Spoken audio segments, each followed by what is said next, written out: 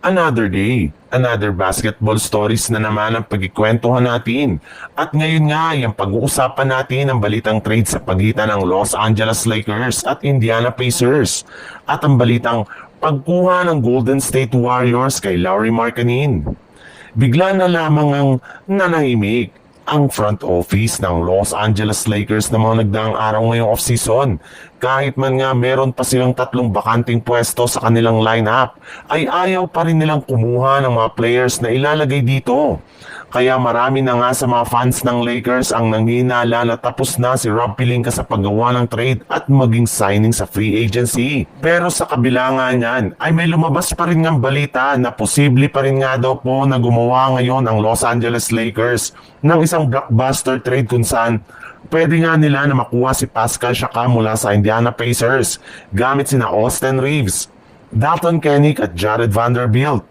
Maliban rin naman nga sa ganyang klaseng trade package, ay maaari rin naman nga daw pong gamitin ng Lakers ngayon ang ilang sa mga analyst na si LeBron James na ibibigay nila sa Indiana Pacers sa isang trade kapalit ni Pascal Siakam.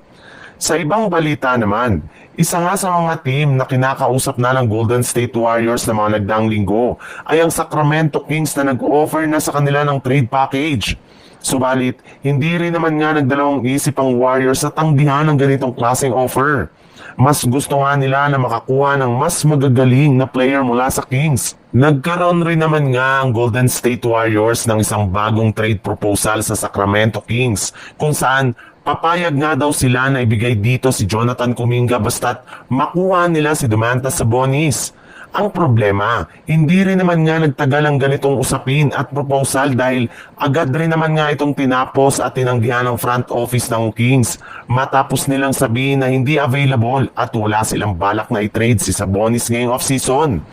Kaya mukhang matagal-tagal pa nga ang mag-uusap ang Kings at Warriors bago sila makabuo ng isang trade deal.